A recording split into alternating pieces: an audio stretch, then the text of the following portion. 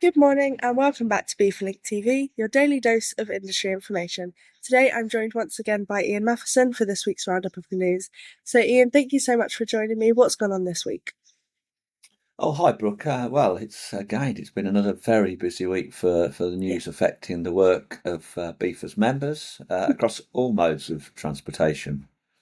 I read in a publication published in South Africa called Freightways that Drury, the maritime consultancy, said that they expect container freight rates would continue to rise in 2025 and that the 3 million or so TEU or more, in fact, of new container tonnage, which is arriving next year, will most likely be more than offset by further market disruption.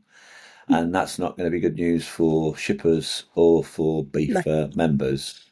Mhm. There is some uncertainty surrounding the prospects of more US East Coast port strikes. But Drury has actually said that with or without a strike, they expect January freight rates would continue to rise. It's also interesting, extended the timeline for what it sees as a possible resumption of full scale Suez Canal transits to 2026. Mhm.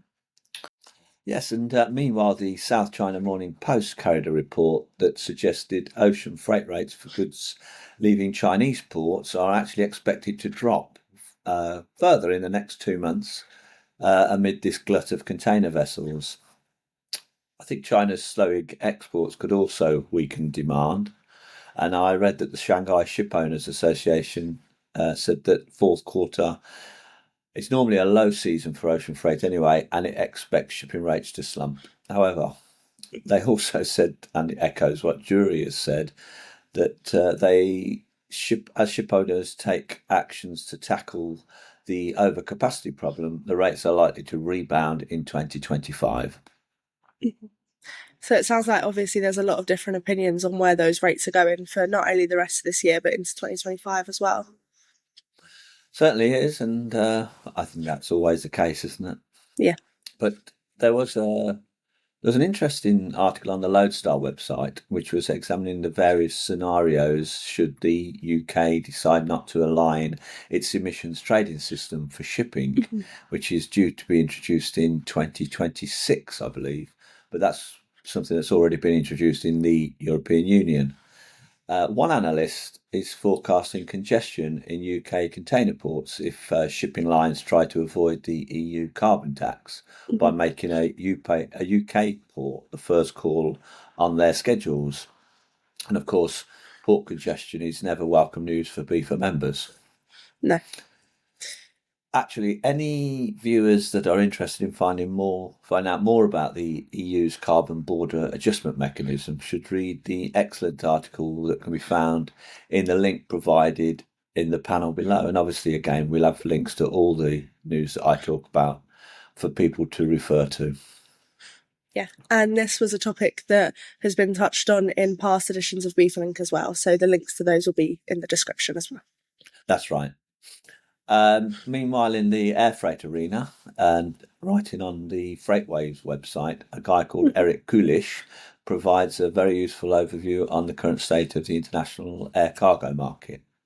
His report indicates that the air cargo sector has entered the busy season for cross border Mhm. shipping on a remarkable 9 month run. And he writes that logistics experts say the momentum will carry into the first quarter of 2025, which Mhm. is a time of year when volumes typically recede after the retail sector's holiday rush. Yeah.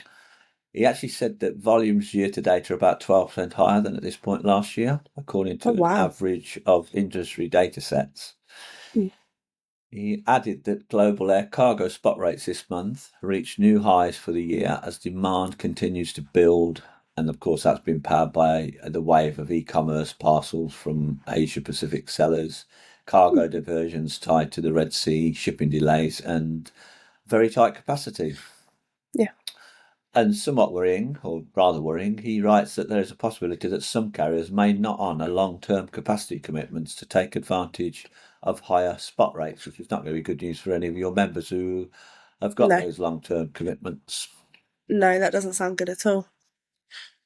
And to conclude this week, on a personal note, I was amazed at the amount of money that was raised recently for the international development charity TransAid by Yeah, transport and logistics industry cycling teams in the UK and Kenya. A team of 30 pedalled 295 miles from the foothills of Mount Kenya to Lake Victoria in 6 days.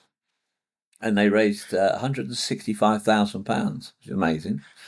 And yeah. a separate group of 40 riders raised £60,000 on the 159-mile 2 day ride from Newcastle to Edinburgh. Mhm. Many of your viewers, or viewers of BIFA Link TV, will know that TransAid has a long relationship with BIFA as Yeah. a nominated charity. And I know Mhm. that a lot of your members also support their charity in their own ways. And like you said, Ian, they are our chosen industry charity. So they will also be presenting at our Freight Service Awards ceremony, which is taking place in January next year. So our members have a chance to fundraise even more for this charity. Thank you so much for providing this outlook this week, Ian, and thank you to everybody watching. This has been today's edition of BIFA Link TV, your daily dose of industry information.